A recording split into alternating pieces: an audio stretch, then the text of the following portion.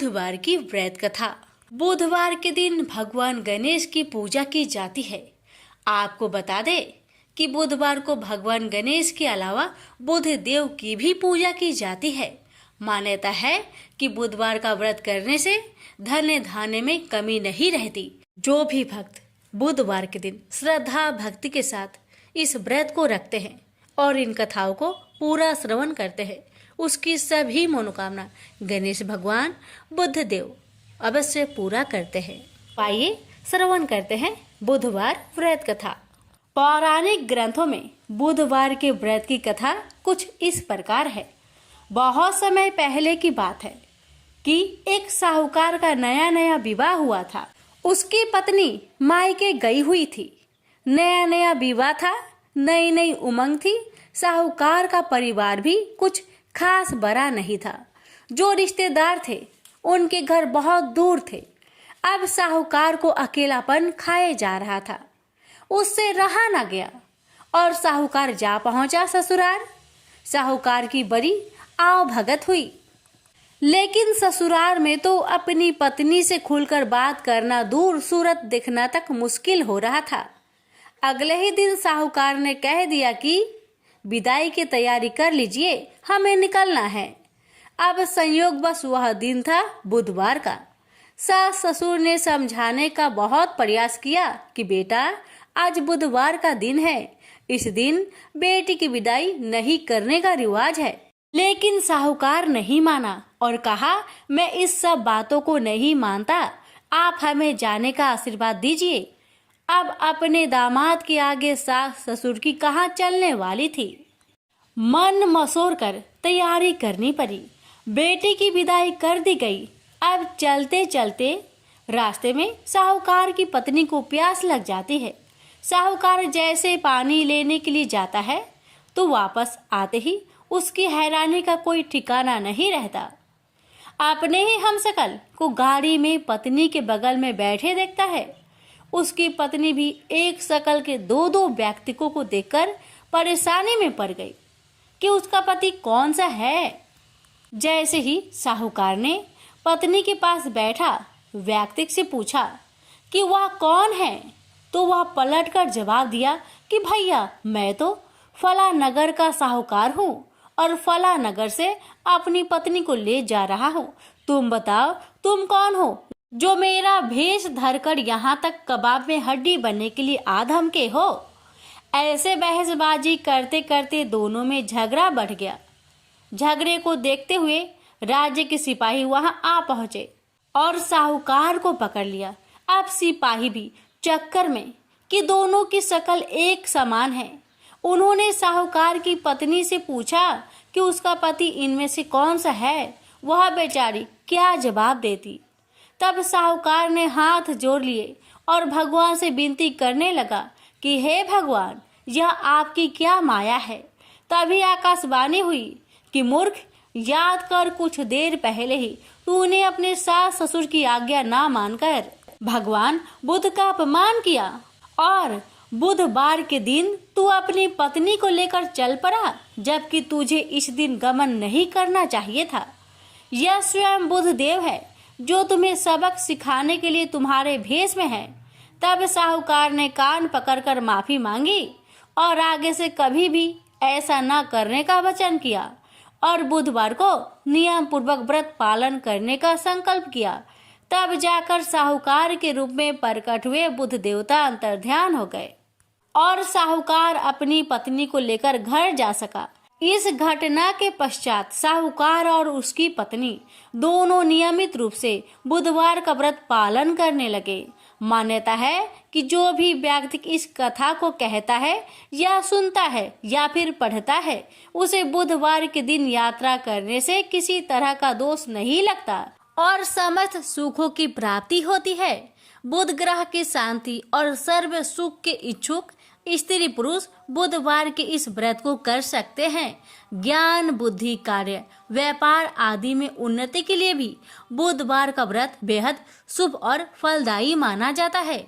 बुधवार के दिन बुध देवता के साथ साथ भगवान गणेश जी की भी पूजा का विधान है। प्रेम से बोलिए बुध देवता की जय। आइए आप श्रवण करते हैं बुधवार गणेश जी की व्रत कथा। जय माता दी। नमस्कार दोस्तों, स्वागत है आप सभी का हमारे YouTube चैनल पर। ओम गणेशाय नमः। आप सभी पर गणेश जी की कृपा, रिद्धि सिद्धि माता की कृपा सदा बनी रहे। प्यारे भक्तगणों, आज मैं आप सभी को सुनाऊंगी गणेश जी की कथा। कथा इस प्रकार है। एक गांव था जिसमें एक सेठ जी अपने परिवार के साथ रहते थे।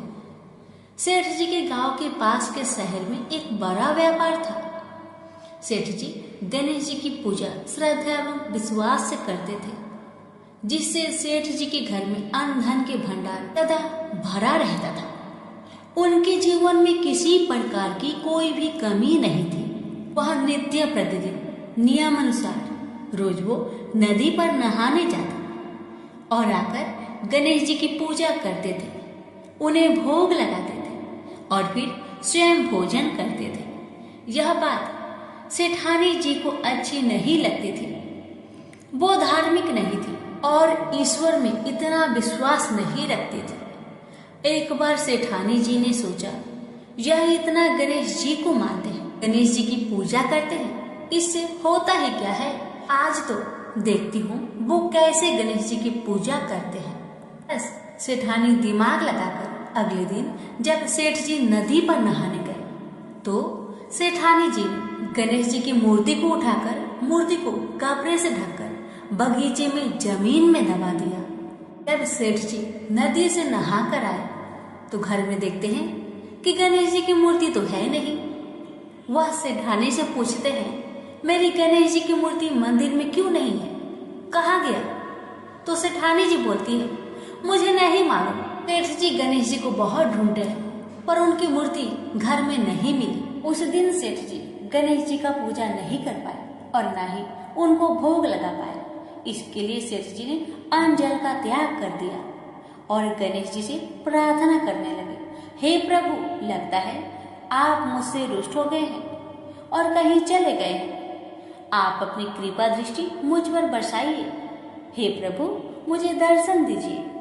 सेठ जी ने मन ही मन प्रतिज्ञा किया कि जब तक मुझे मेरे गणेश जी नहीं मिल जाते, मुझे दर्शन नहीं देते, मैं तब तक अन्न जल का त्याग करता हूँ। उस दिन पूरा दिन निकल गया। रात्रि में सेठ जी की भक्ति से प्रसन्न होकर गणेश जी भगवान ने सपने में गणेश जी भगवान एक छोटे से चूहे के साथ खेल रहे थे और चूहे को खाने को लड्डू दे रहे थे।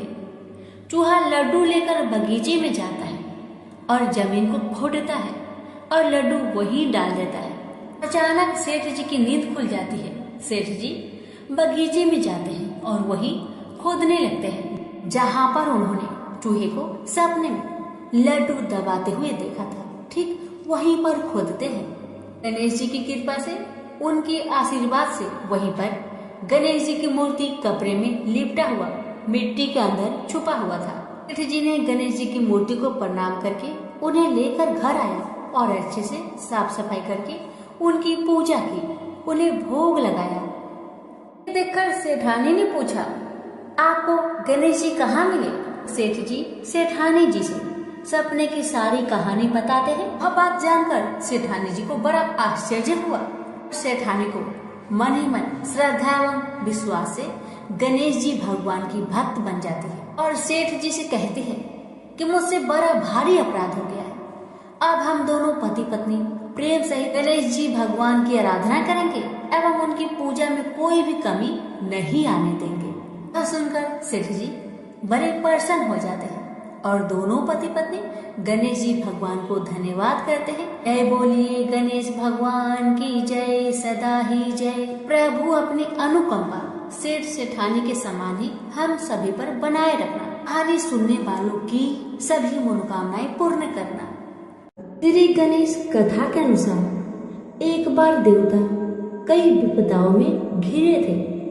तब वह मदद मांगने भगवान शिव के पास गए। उस समय शिव के साथ कार्तिकेय तथा गणेश जी बैठे थे। देवताओं की बात सुनकर शिव जी ने कार्तिकेय व गणेश जी से पूछा कि तुम में से कौन देवताओं के कष्टों का निवारण कर सकता है। तब कार्तिकेय व गणेश जी दोनों ही स्वयं को इस कार्य के लिए सक्षम बताया। इस पर भगवान शिव ने दोनों की परीक्षा लेते हुए कहा कि तुम दोनों में से जो सबसे पहले पृथ्वी की परिक्रमा करके सबसे पहले हमारे पास आएगा वही देवताओं की मदद करने जाएगा। भगवान शिव के मुख से यह वचन सुनते ही कार्तिकेय जी अपने वाहन मोर पर बैठकर पृथ्वी की परिक्रमा के लिए निकल गए, परंतु गणेश जी सोच में पड़ गए कि वह चूहे के ऊपर चढ़कर सारी पृथ्वी की परिक्रमा करेंगे तो इस कार्य में उन्हें बहुत समय लग जाएगा। तभी उन्हें एक उपाय सूझा। गणेश जी अपने स्थान से उठे और अपने माता पिता की 7 बार परिक्रमा करके वापस बैठ गए। परिक्रमा करके लौटने पर कार्तिकेय स्वयं को विजेता बताने लगे। तब शिव जी ने श्री गणेश जी से पृथ्वी की परिक्रमा ना करने का कारण पूछा। तब गणेश जी ने कहा, माता पिता के चरणों में ही समस्त लोक बसा है। यह सुनकर भगवान शिव ने गणेश जी को देवताओं के संकट दूर करने की आज्ञा दी। इस प्रकार भगवान शिव ने गणेश जी को आशीर्वाद दिया कि चतुर्थी के दिन जो तुम्हारा पूजन करेगा और रात्रि में चंद्रमा को अर्घ्य देगा उसके तीनों पाप यानी देहिकता, देविकता तथा भौतिकता दूर होंगे। इस व्रत को करने से व्रतधारी के सभी तरह के दुख दूर होंगे और उसे जीवन की भौतिक सुखों की प्राप्ति होगी। चारों तरफ से मनुष्य की सुख समृद्धि बढ़ेगी, पुत्र पौत्र आदि धन ऐश्वर्य की कमी नहीं रहेगी। प्रेम से बोलिए गणेश भगवान की जय, कार्तिकेय जी की जय, उमापति शंकर भगवान की जय। एक बार की बात है कि भगवान गणेश एक बार छोटे बालक का रूप धरकर पृथ्वी पर गए और वहां उन्होंने सोचा कि मैं लोगों का परीक्षा लूंगा, इस धरती पर कुछ धर्म कर्म है भी या नहीं। भगवान गणेश अपने दोनों हाथों में एक एक छोटी चम्मच पकड़कर एक चम्मच में चावल और एक चम्मच में दूध लेकर गांव के सभी घरों में बारी बारी जाकर एक ही बात कह रहे थे कि कोई मेरे लिए खीर बना दो, कि कोई मेरे लिए खीर बना दो। लोग उसकी बात सुनकर उनका मजाक उड़ाते थे। सब गांव वाले उनसे कहते कि ए बुद्धू बालक, क्या कभी एक चम्मच चावल और एक चम्मच दूध से खीर बना है जो तुम घर घर घूमकर चिल्ला रहे हो कि मेरे लिए कोई खीर बना दो, कि मेरे लिए कोई खीर बना दो। ऐसा कह कहकर गांव वाले भेष रूपी गणेश जी का मजाक उड़ा रहे थे। भगवान गणेश गांव वालों की बातें सुनकर आगे बढ़ जाते हैं। ऐसे ही वह पूरे गांव में चलते चलते बालक आखिर में एक बुढ़िया माई के पास पूछते हैं। वहां बहुत से बच्चे खेल रहे होते हैं और बुढ़िया माई बैठी बैठी बच्चों के खेल को देख रही होती है। गणेश जी महाराज ने वहां जाकर कहा, बुढ़िया माई, ये चावल और दूध से मेरे लिए खीर बना दोगी क्या? छोटे से बालक की बातें सुनकर बुढ़िया माई ने हंसकर मजाक करते हुए कहा, बेटा खीर तो मैं बना दूंगी, लेकिन मुझे भी खीर देना होगा।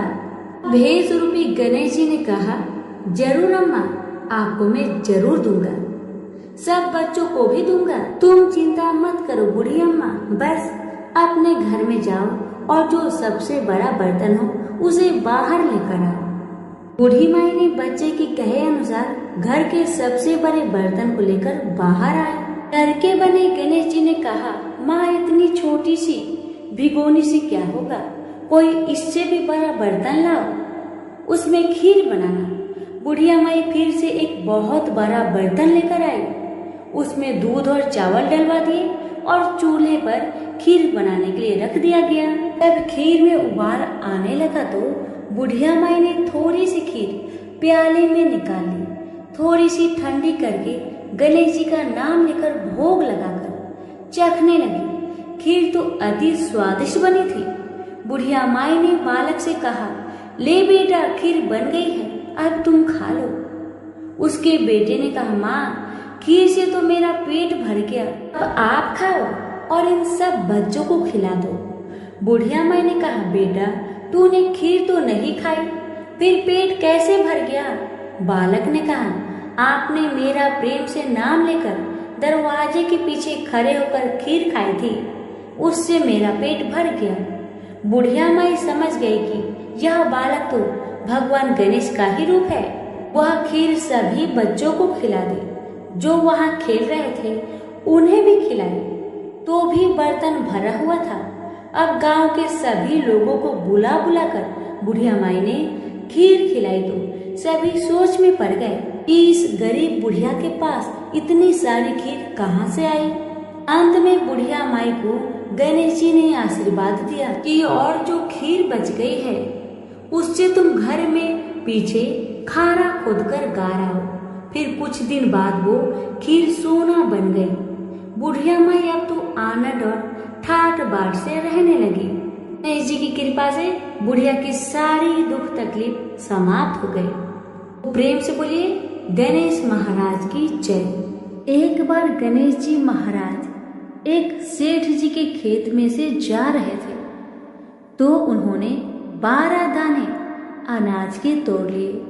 फिर गणेश जी के मन में पछतावा हुआ कि मैंने तो सेठ जी के यहाँ चोरी कर ली। तो गणेश जी सेठ जी के 12 साल की नौकरी करने लग गए।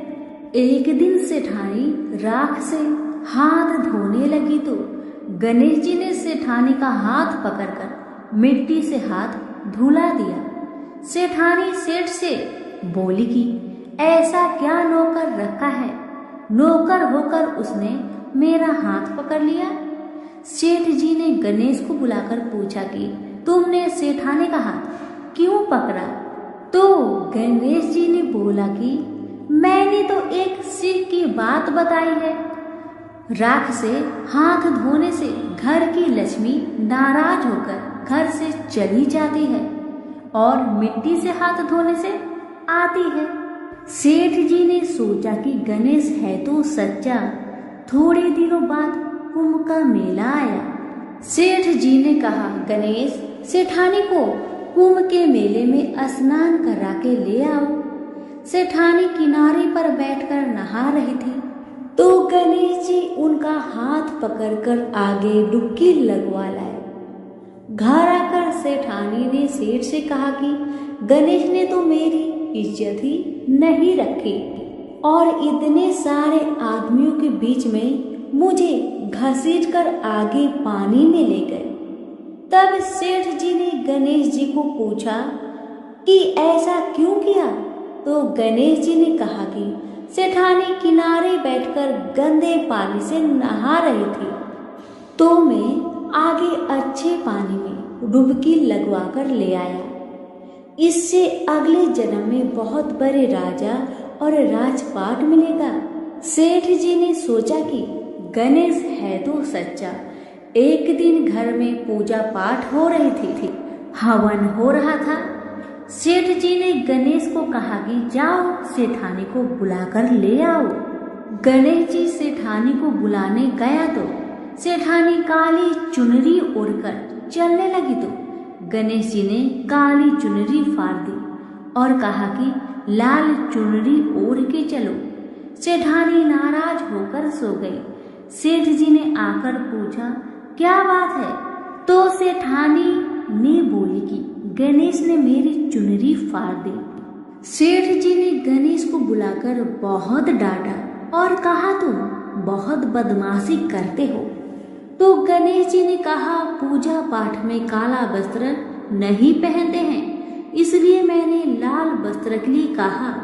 काला वस्त्र पहनने से कोई भी शुभ काम सफल नहीं होता है। फिर सेठानी ने सोचा कि गणेश है तो समझदार। एक दिन सेठ जी पूजा करने लगे तो पंडित जी ने बोला कि वो गणेश जी की मूर्ति लाना भूल गया, अब क्या करे?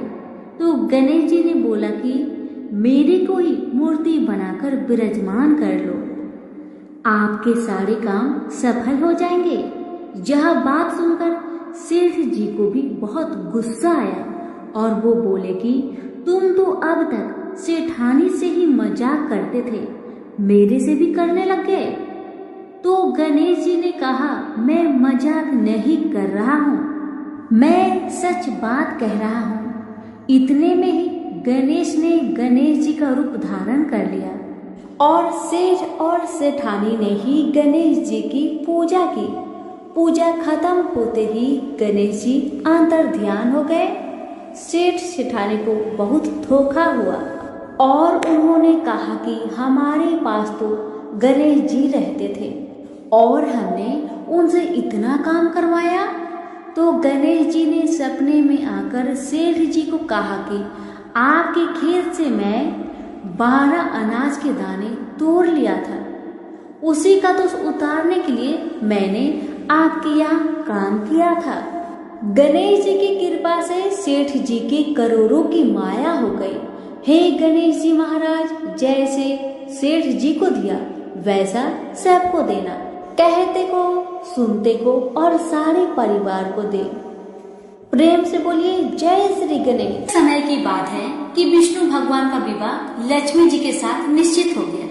विवाह की तैयारी होने लगी। सभी देवताओं को निमंत्रण भेजे गए, परंतु गणेश जी को निमंत्रण नहीं दिया गया। कारण जो भी रहा हो, अब भगवान विष्णु की बारात जाने का समय आ गया।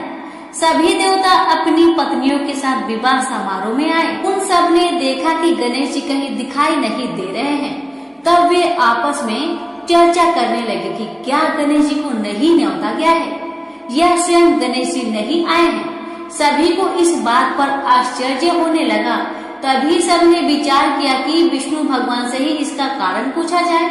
विष्णु भगवान से पूछने पर उन्होंने कहा कि हमने गणेश जी के पिता भोलेनाथ महादेव को न्योता भेजा है। यदि गणेश जी अपने पिता के साथ आना चाहते हैं तो आ जाए, अलग से न्योता देने की कोई आवश्यकता भी नहीं है। दूसरी बात यह है कि उनको 1.25 मन मूंग, 1.25 मन चावल, 1.25 मन घी और 1.25 मन लड्डू का भोजन दिन भर में चाहिए। यदि गणेश जी नहीं आएंगे तो कोई बात नहीं, दूसरे के घर जाकर इतना सारा खाना पीना अच्छा भी नहीं लगता। इतनी बार तक कर ही रहे थे कि किसी एक ने सुझाव दिया, यदि गणेश जी आ भी जाए तो उनको द्वार पर बनाकर बैठा देंगे कि आप घर का ध्यान रखना। आप तो चूहे पर बैठकर धीरे धीरे चलोगे तो बारात से बहुत पीछे रह जाओगे। यह सुझाव भी सबको पसंद आ गया, तो विष्णु भगवान ने भी अपनी सहमति दे दी। होना क्या था, इतने में ही गणेश जी वहां आ पहुँचे और उन्हें समझा बुझाकर घर की रखवाली करने बैठा दिया गया। बारात चल दी। तब नारद जी ने देखा कि गणेश जी तो दरवाजे पर ही बैठे हुए हैं। तो वे गणेश जी के पास गए और रुकने का कारण पूछा। गणेश जी कहने लगे कि विष्णु भगवान ने मेरा बहुत अपमान किया है। नारद जी ने कहा कि आप अपनी मूषक सेना को आगे भेज दीजिए, तो वह रास्ता खोद देगी, जिससे उनके वाहन धरती में धंस जाएगी। तब आपको सम्मान पूर्वक बुलाना ही पड़ेगा। अब तो गणेश जी ने अपनी मूषक सेना जल्दी से आगे भेज दी और सेना ने जमीन पोली कर दी। जब बारात वहां से निकली तो रथों के पहिए धरती में धंस गए। लाख कोशिश करे परंतु पहिए न निकले। सभी ने अपने अपने उपाय किए, परंतु पहिए तो नहीं निकले, बल्कि जगह जगह से टूट गए। किसी की समझ में नहीं आ रहा था कि अब क्या किया जाए। तब तो नारद जी ने कहा, आप लोगों ने गणेश जी का अपमान करके अच्छा नहीं किया। यदि उन्हें मनाकर लाया जाए तो आपका कार्य सिद्ध हो सकता है और यह संकट टल सकता है। भगवान शंकर ने अपने दूत नंदी को भेजा और वे गणेश जी को लेकर आए। गणेश जी का आदर सम्मान के साथ पूजन किया। तब कहीं रथ के पहिए निकले। अब रथ के पहिए निकल तो गए, परंतु वह टूट फूट गए थे। उन्हें सुधारेगा कौन? पास के खेत में खाती काम कर रहा था, उसे बुलाया गया।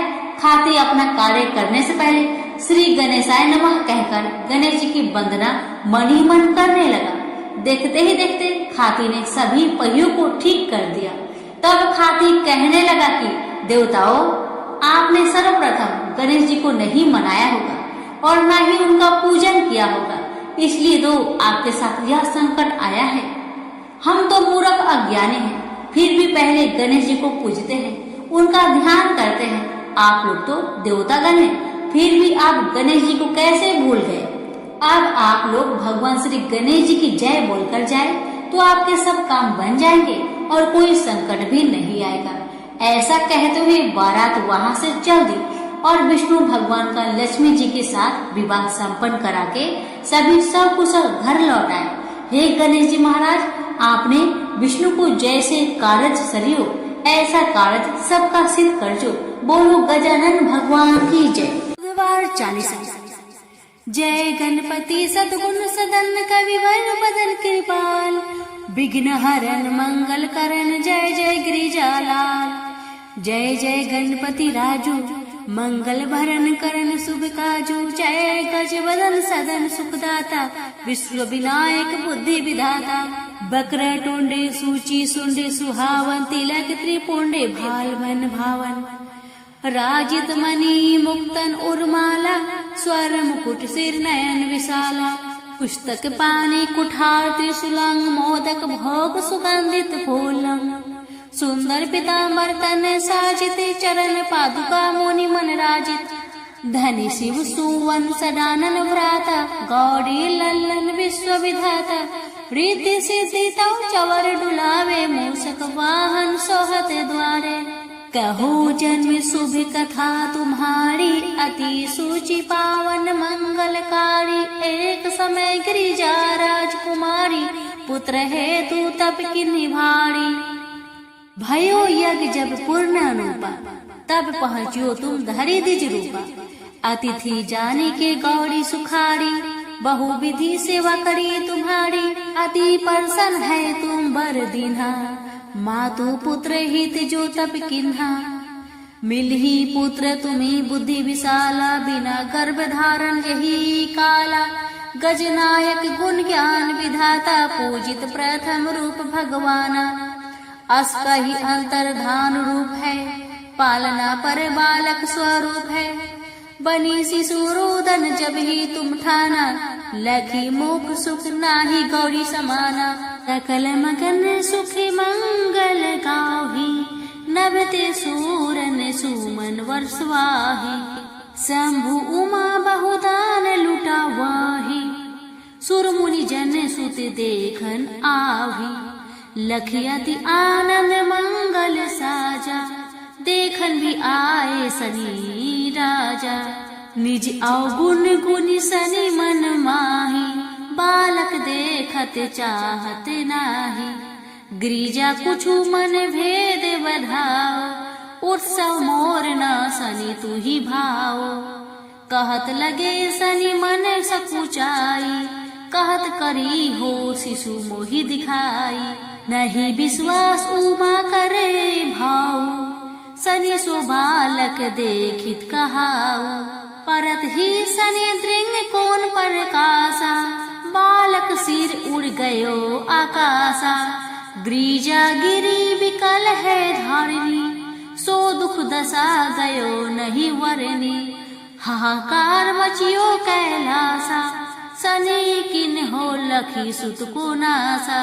तुरंत गरुड़ चढ़ी विष्णु सिधाए, काटी चक्र सो गज सिर लाए। बालक के धर ऊपर धरियो, प्राण मंत्र पढ़ शंकर डारियो। नाम गणेश शंभु तब कीन है, प्रथम पूज्य बुद्धि निधि वर दीन है। बुद्धि परीक्षा जब शिव किन्हा, पृथ्वी की प्रदक्षिणा लिन्हा। चले सदानन भरे में भुलाई, रची बैठ तुम बुद्धि उपाय। चरण मातु पितु के धर लीन है, तीन के साथ प्रदक्षिणा किन है। धनी गणेश कही शिव ही हरि से, नभते सूरन सुमन बहु बरसे। तुम्हारी महिमा बुद्धि बराई, से सहस मुख सके न गाई। मैं मतिहीन मलिन दुखारी, करहु कौन विधि विनय तुम्हारी। भजत राम सुंदर प्रभु दासा, लाख प्रयास ककरा दुर्वासा। अब प्रभु दया दिन पर कीजे, अपनी शक्ति भक्ति कुछ दीजे। प्रेम से बोलिए गणेश महाराज की जय। अब श्रवण करें गणेश जी की आरती। जय गणेश जय गणेश जय गणेश देवा, माता जाकी पार्वती पिता महादेवा। एक दंत दयावंत चार भुजाधारी, माथे सिंदूर सोहे मूस की सवारी। पान चढ़े फूल चढ़े और चढ़े मेवा, लड्डुअन का भोग लगे संत करे सेवा। जय गणेश जय गणेश देवा, माता जाकी पार्वती पिता महादेवा। अंधन को आँख देते कोढ़िन को काया, बाझन को पुत्र देते निर्धन को माया। सूर्य श्याम शरणाए सफल कीजिए सेवा, जय गणेश जय गणेश देवा। माता जाकी पार्वती पिता महादेवा, दीनन की लाज रखो शंभु सुते कारी। कामना को पूर्ण करो जय बलिहारी। प्रेम से बोलिए गणेश महाराज की जय। आरती युगल किशोर की कीजिए, तन मन छावर कीजिए। आरती योग स्वर की कीजिए, तन मन छावर कीजिए। गौर श्याम मुख निरखत लीजिए, हरि का स्वरूप नयन हरि पीजिए। रवि शशि कोटि बदन की शोभा, ताही निरखी मेरे मन लोभा। ओढ़े नीले पीठ पटे साड़ी, कुंज बिहारी गिरिवर धारी। फलन की सेज फुलन की माला, रत्न सिंहासन बैठे नंदलाला। मोर मुकुट करे मुरली सोहे, नटवर कला देखी मन मोहे। कंचन धार कपूर की बाती, हरियाय निर्मल भई छाती। श्री पुरुषोत्तम गिरिवर धारी, आरती करे सकल ब्रज नारी। नंद नंदन ब्रिज भानु किशोरी, परमानंद स्वामी अभी चल जोड़ी। प्रेम से बोलिए बुद्ध देव की जय।